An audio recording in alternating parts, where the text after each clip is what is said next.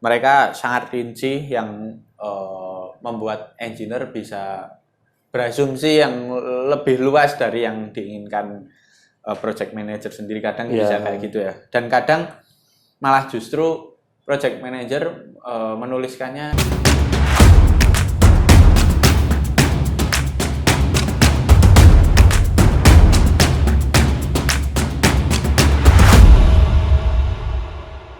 selamat datang di Principal Room.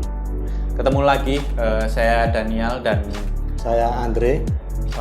Kali ini kita akan membahas lagi apa yang terjadi di Principal Room, dan kali ini kita akan membahas sedikit soal tiketing. Soal tiketing ini yang mana sebenarnya secara umum ya, yang biasa kita lakukan secara daily sebagai engineer itu kita akan mengerjakan sebuah task mengikuti dari deskripsi tiketnya, dari task yang diberikan oleh dari sisi project manager pada umumnya ya. Pada biasanya project manager membuatkan task yang diinginkan akan seperti apa aplikasi nanti dibuat yang nantinya dikerjakan oleh engineer. Nah, di sini kita menemukan suatu pelajaran yang menarik ya. Salah satunya soal kadang apa yang ditangkap oleh engineer itu belum sesuai dengan yang diminta oleh project manager. Nah, dari problem tersebut sebenarnya ada beberapa hal yang bisa kita improve, kita perbaiki dari situ untuk mencapai komunikasi yang lebih maksimal. Nah, salah satunya ini akan kita bahas di sini. Apakah itu? Yaitu soal penulisan deskripsi. Jadi permulaan dari suatu komunikasi pasti diawali dari referensi. Referensi di sini adalah tiket. Nah, di tiket ini terdiri dari deskripsi. Task yang mau dikerjakan engineer seperti apa sih? Nah itu yang kita ketahui ya. Beberapa itu karena perbedaan sudut pandang dari perspektif teknis, yaitu dari engineer, dengan perspektif bisnis yang kadang tidak bertemu di situ. Nah, di sini kita akan membahas sedikit beberapa solusi yang bisa kita lakukan ya dari itu, yaitu soal standarisasi pastinya. Nah, bicara dari latar belakang, mungkin Mas Andre bisa memberikan contoh latar belakang yang biasanya kita temukan problem yang jadi problem ketika kita membaca, ternyata terus kita kerjakan malah ada yang belum sesuai, ada yang terlewat dan seterusnya gitu. Oke. Mungkin yang pernah aku alami itu ketika memberi asesmen kepada tiket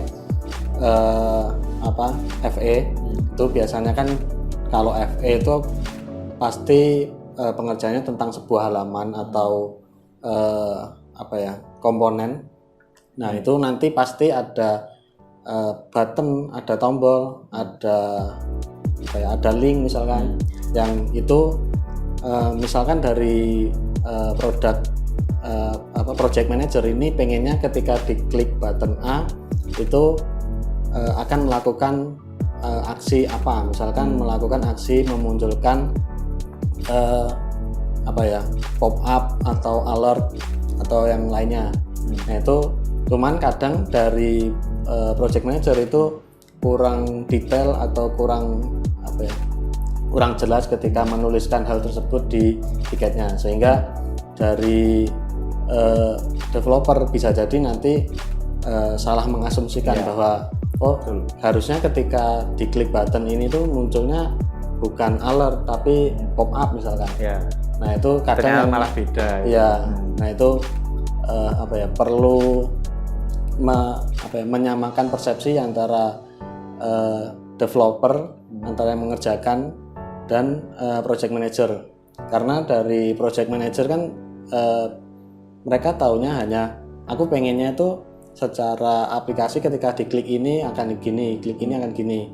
Nah, cuman bisa jadi juga dari developer ini untuk pengerjaan teknisnya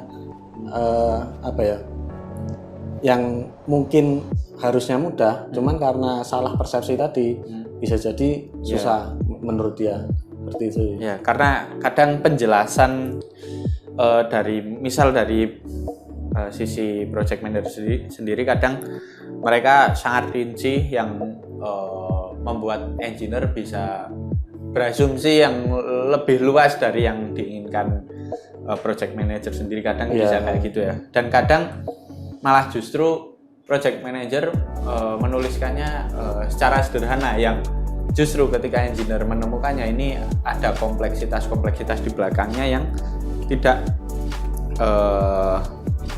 belum diketahui sebelumnya gitu. Nah ini kan sebenarnya bisa ada beberapa solusi ya yang kayak kita bikin sebuah rincian atau breakdown dari tiket seperti itu kan, breakdown.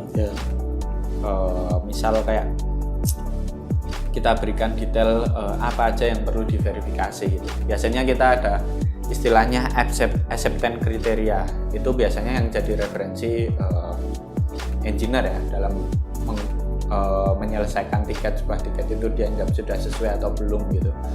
Itu biasanya patokannya ada acceptance kriteria di situ.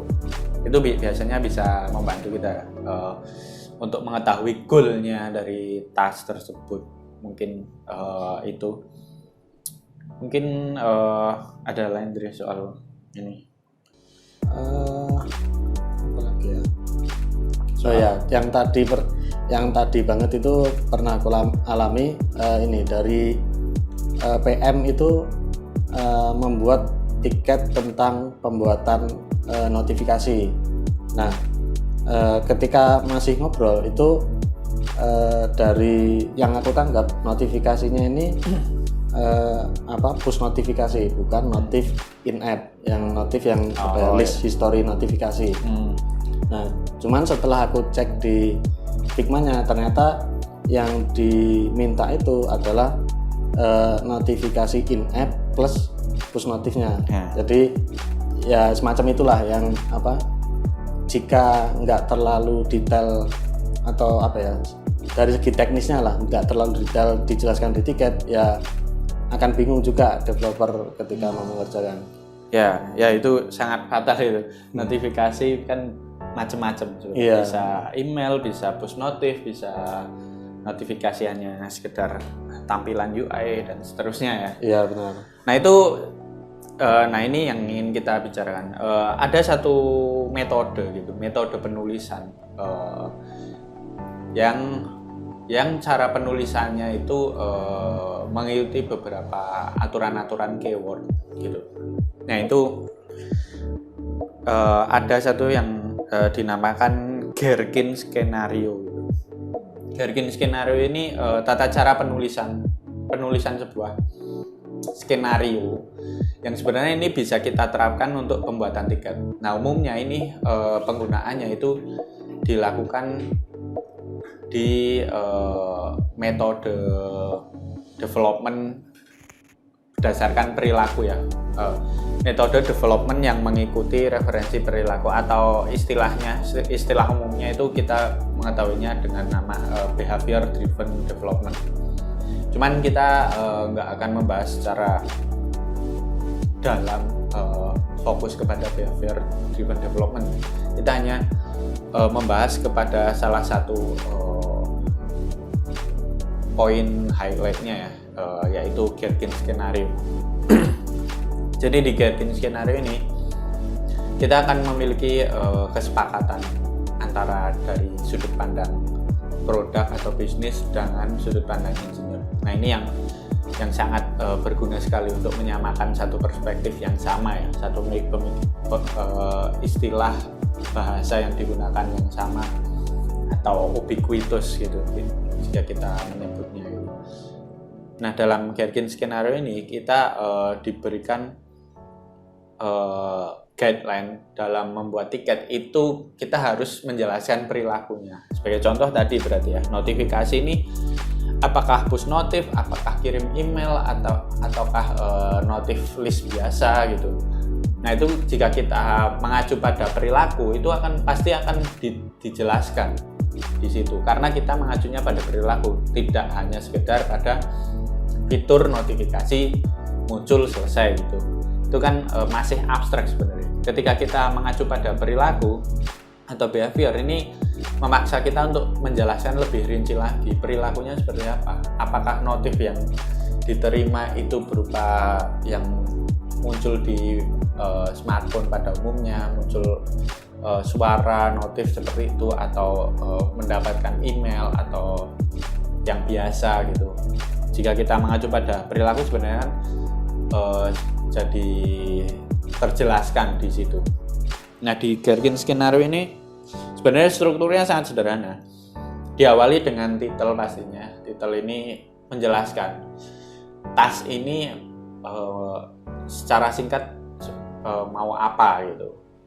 Nah, terus dari titel itu dilanjutkan lagi menjelaskan dalam task ini skenario yang dilakukan atau behavior yang akan dijelaskan dari sudut pandang siapa. Nah, yang diawali harus dari sudut pandangnya as a siapa, as a user, as a customer, as a admin, atau seterusnya, tergantung use case-nya nanti ya. Sebagai contoh, sebagai customer misal, sebagai customer saya ingin mendapatkan push notifikasi yang muncul di ponsel secara natif dengan bunyi notifikasinya gitu misal ya. Bisa ditulis seperti itu.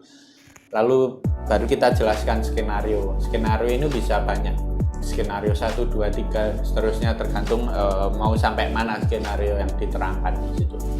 Misal skenario 1, jika HP sedang posisi hidup lalu ada misal pesanan masuk gitu, muncul notifikasi gitu.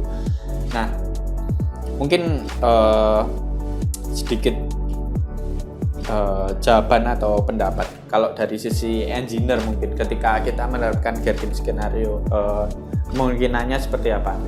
Ya, jadi kalau menurutku sebagai dari sisi engineer, ketika ada penulisan skenario seperti itu akan lebih mudah juga dari sisi engineer untuk misalkan memberi validasi-validasi yang ada.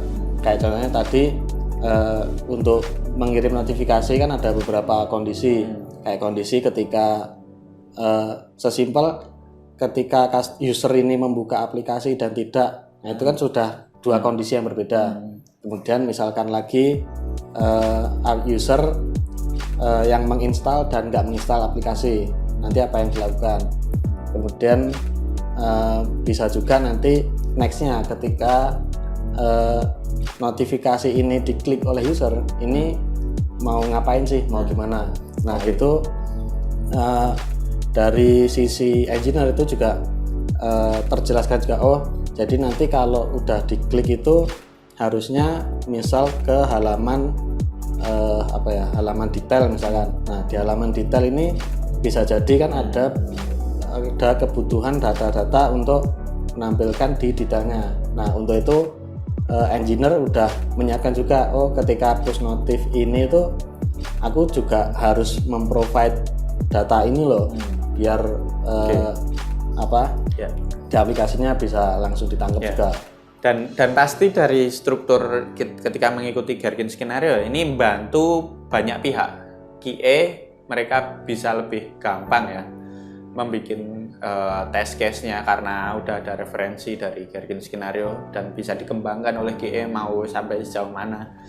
Dan engineer mereka dengan mudah bisa mengenerate dari Gherkin skenario ke unit test karena sudah banyak tools untuk nge-convert ya dari skenario ke unit test dalam berbagai macam bentuk, termasuk jika kita menggunakan AI. ChatGPT sangat membantu sekali.